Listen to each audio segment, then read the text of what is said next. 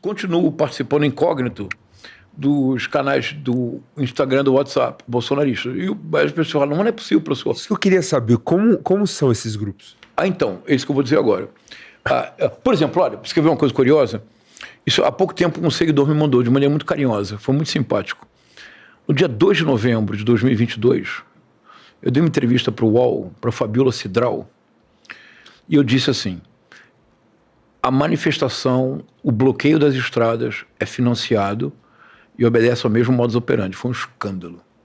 Como assim, professor? Por que você está dizendo isso? Eu acompanho, monitoro as redes bolsonaristas e no dia 30 de outubro, quando às 19 horas, começou uma histeria. Vamos rezar. Deus tudo pode, Deus vai conseguir. Quando o Lula passou o Bolsonaro. Quando a vitória ficou clara, a partir das 20h30, 21 horas, já começou a articulação lá dentro dos canais bolsonaristas. A articulação que implicava, entre outras coisas, a possibilidade do bloqueio de estrada. Eu assisti ao vivo. Por exemplo, vou falar uma coisa importante. Daqui a pouco, não me deixem esquecer de falar do Fernando Serimedo, porque foi a mesma coisa. Eu descobri aquela famosa live do Fernando Serimedo, do dia 4 de novembro, eu assisti, tenho gravado. Do argentino lá. Do argentino. Porque eu acompanhei nos grupos. Eles disseram, olha, vai ter uma live hoje fundamental. Ninguém sabia. Eu assisti a live inteira e filmei alguns pontos. Então, o que está acontecendo agora? Qual é a nova narrativa que eles querem emplacar? É a pior de todas e é a mais grave, é a mais assustadora, porque implica um crime de traição à pátria, como eu acho que nunca se fez neste país. Nunca se fez neste país. Nunca neste país nós tivemos parlamentares eleitos tão declaradamente antipatrióticos e tão declaradamente sabujos e tão declaradamente traidores da pátria. Então vamos lá. Vocês repararam que nas últimas 72 horas, começou agora, nas últimas 72 horas, os políticos bolsonaristas, os influencers bolsonaristas, estão subindo uma mensagem que diz só voto no Bolsonaro? Já repararam isso? Não tinha reparado. É natural que vocês não tenham reparado, ninguém reparou. É natural. Procura aí, entra aí. O X? Entra no X. Vai, por exemplo, Mário Frias, Hélio Lopes, olha meus amigos, Capitão Zucco, Coronel Crisóstomo. Eles estão falando que só volta no Bolsonaro. O que é isso? Assim como, a partir de maio de 2021, eles começaram a gritar a plenos pulmões. Achou? Somos todos Malafaia. Não, é só voto no Bolsonaro. Mário Frias. Deixa eu te mostrar aqui, olha, peraí. Para você ler, peraí, só um minutinho, vou te mostrar agora, quer ver? Olha, peraí. É uma hashtag. Vou te mostrar aqui, ó. Porque eu vou falar disso hoje, na minha participação no ICL. Olha aqui, ó. Mostra para as pessoas, se você quiser. Então, o que eu faço? Tem mais, vai passando. Mostrar ele para cá. Agora vai subindo. Aqui, deixa eu mostrar. Achou? Mostra para as pessoas. Aqui? Olha só. Peraí, olha só. Qual é a câmera? A sua é essa aqui, ó. Na reta aqui, ó. Olha, eu só voto no Bolsonaro. Aqui, eu só voto no Bolsonaro. Aqui, Carlos Bolsonaro. Então, o que é isso? Me acompanha agora, olha que coisa assustadora. É o seguinte, eu só voto no Bolsonaro, eu só voto no Bolsonaro, eu só voto no Bolsonaro. O Flávio Bolsonaro deu uma entrevista dizendo que a eleição em 2026, sem Bolsonaro na cédula eleitoral, é uma eleição que não é legítima. Porque seria alijar da eleição o partido de oposição. O Carlos Bolsonaro fez uma postagem dizendo que Romeu Zema, Ronaldo Caiado, Ratinho Júnior e Tarcísio Freitas são ratos. O Eduardo Bolsonaro, na mensagem divulgada pela Polícia Federal, disse que o Tarcísio só pensava nele, que ele era apenas a solução para Faria Lima. O que está em jogo? Felipe, é terrível. Veja, a ideia é a seguinte. O plano mudou. Não é mais apenas concentração no Senado e apoio a um candidato que se comprometesse a dar um indulto e enfrentar o Supremo Tribunal Federal. O projeto agora é não ter candidato à presidência em 2026. Concentrar, portanto, todas as baterias no Senado, com a argumentação de que há uma perseguição política injusta e que alijou o único partido de oposição da disputa. O único partido de oposição é o bolsonarista. E equivalerá a dizer que Romeu Zema, Ratinho Júnior, Tarcísio de Freitas e Ronaldo Caiado seria uma reedição da teoria do Olavo de Carvalho e do Teatro das Tesouras. Dizia o Olavo de Carvalho que havia um Teatro das Tesouras na política brasileira. PT e PSDB, aparentemente opostos, eram parte do mesmo esquema, tinham a mesma base, eram defensores do sistema. Tanto fazia se fosse Fernando Henrique Cardoso ou Luiz Inácio Lula da Silva, o sistema continuaria triunfando. Do que se trata agora é de dizer que, de um lado, Lula, do presidente Lula, do outro, os 4 governadores. É mais uma vez o Teatro das Tesouras, eles são o sistema. Por isso, Tarcísio Freitas seria favorável para Faria Lima, é o próprio sistema. O que isso quer dizer? Que eles abrirão mão de apoiar qualquer candidato à presidência. O que isso ocasionará? Uma explosão de energia política. Para onde? Para o Senado. E o que isso pretende causar? Uma profunda traição à pátria. Esse projeto ele está sendo criado em acordo com a CIA e com a Casa Branca, porque é um projeto característico de desestabilização de regimes democráticos. Foi assim na Guatemala em 1954, foi assim no Brasil em 1964, foi assim no Chile em 1973.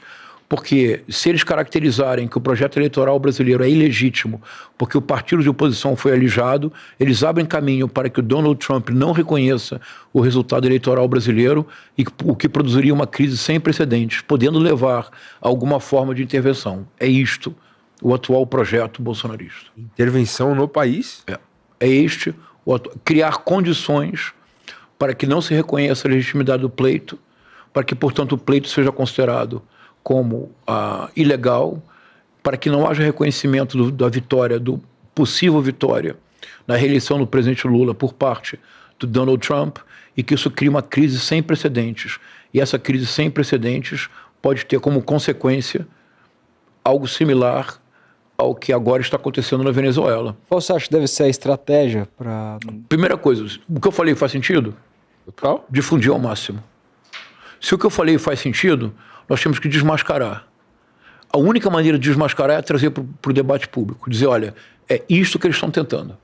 Então, por exemplo, você vê essas... Então, vou fazer uma comparação. Vocês se recordam que em 2021, a partir de maio de 2021, houve um momento que nas manifestações bolsonaristas havia cartazes e, sobretudo, um grito de guerra. Não era nem palavra de ordem, era grito de guerra. Era eu autorizo. Sim, Vocês claro. lembram disso? Lembro. Claro, lembro bem. Eu decifrei aqui para vocês o sentido, vocês lembram? Era assim, dependeu de uma interpretação terraplanista do Ives Gandra Martins, do artigo 142, o eu autorizo, e como é que eu descobri isso? Porque eu sou um gênio? Não, porque estava escrito no submundo bolsonarista, nos grupos de WhatsApp, de Telegram, estava lá dito. O que era eu autorizo? Eu autorizo o presidente a convocar as Forças Armadas pelo artigo 142. Era autorizar o golpe. É isso. É espantoso, não é? É isso. Por que só voto no Bolsonaro associado ao ataque a Tarcísio de Freitas, a tentativa de afastamento do Carlos Eduardo Bolsonaro do Tarcísio de Freitas, a declaração do Flávio Bolsonaro de que os Estados Unidos têm 2 bombas atômicas para o Brasil? A primeira foi a Lei Magnitsky. Qual será a segunda? A declaração estapafúrdia do Eduardo Bolsonaro que pode haver um porta-aviões no Lago Paranoá. Ao ataque do Eduardo Bolsonaro ao Tarcísio de Freitas, em mensagem privada ao pai, que aliás já é ilegal, ele estava em medida cautelar. E junto a isso, um conjunto de entrevistas e uma tentativa de criar uma onda. A onda é, só voto no Bolsonaro. Se eu não puder votar no Bolsonaro, a eleição não é legítima. Se a eleição não é legítima, os Estados Unidos não reconhecem. Se os Estados Unidos não reconhecem, crise absoluta. Por que a gente precisa do reconhecimento dos Estados Unidos?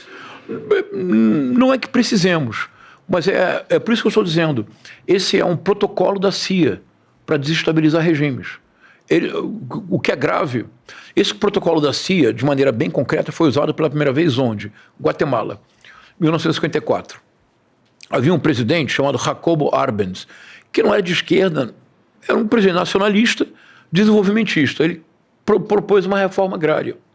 Essa reforma agrária prejudicaria interesses de uma companhia americana, a United Fruit Company, que basicamente produzia banana, por isso que chamam essas repúblicas de república de bananas.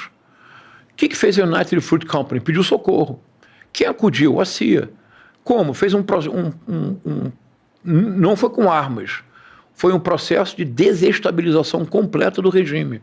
O Jacobo Arbenz renunciou. Quem estava na Guatemala e assistiu tudo? Como um jovenzinho formando de medicina que decidiu, antes de terminar o curso, antes de virar médico, conhecer a realidade da América Latina. E atravessou o continente de motocicleta. Che Guevara. Estava na Guatemala em 1954, incrível, né? 1961, 64 no Brasil. O que aconteceu? A CIA e o Departamento de Estado americano financiaram um processo de desestabilização do regime João Goulart durante 3 anos, até levar ao golpe. E no Chile, a CIA está provada documentos hoje, documentos que estão, se diz em inglês, declassified, que não são mais secretos. Durante 2 anos, a CIA financiou uma campanha de desestabilização no governo do Salvador Allende. O momento final foi quando os caminhoneiros do Chile pararam. Eles estão ameaçando parar os caminhoneiros aqui. Mas pararam mesmo. Houve um desabastecimento completo, caos absoluto no Chile. 11 de setembro de 1973, golpe de Estado, Pinochet se tornou ditador. E o Allende morreu no palácio. Não saiu vivo do palácio. Há documentos que não são mais secretos. Quem pagou a greve dos caminhoneiros foi a CIA. Deu o dobro do dinheiro para eles ficarem parados. Qual é o processo agora que está o Eduardo Bolsonaro e esse influencer de extrema-direita? De novo, jamais chamemos Paulo Figueiredo Filho de jornalista. Ele não é jornalista. Ele é um influencer de extrema-direita que vive da monetização da aquela entrevista dele lá, com o Sabatina dele lá, com o Demori no Inteligência. Cara, meu amigo ali, meu cérebro... Então, ele não é jornalista. Temos que mudar o discurso público brasileiro. Silas Malafaia não é liderança religiosa. Paulo Figueiredo Filho não é jornalista. O Silas Malafaia é um líder oportunista. O Paulo Figueiredo Filho é um comerciante da radicalização. Bom isso, né? O Paulo Figueiredo Filho bom termo. É um comerciante da radicalização. Ele não é jornalista. O que eles estão fazendo agora? Os caras estão em empáfia, mano. O que eles estão fazendo agora? É um processo de desestabilização completa das instituições, numa radicalidade que não havia quando eu estive aqui 1 ano atrás. Por quê? Porque 1 ano atrás nós não tínhamos um conjunto de traidores da pátria tão descarados quanto agora. De novo, nós não podemos normalizar o absurdo. Nunca na história deste país nós tivemos um número tão grande de parlamentares traidores da pátria. Que haja parlamentares que pedem moção de apoio a Donald Trump. O que eu não consigo entender é essa galera que se diz patriota. É isso que eu estou dizendo. É uma contradição absurda. O filho do ex-presidente ir para os Estados Unidos conspirar contra o próprio país. Largar o mandato dele de deputado e ir lá lutar contra a pátria dele. Eu proponho um conceito para eles. São patriotas da terra estrangeira.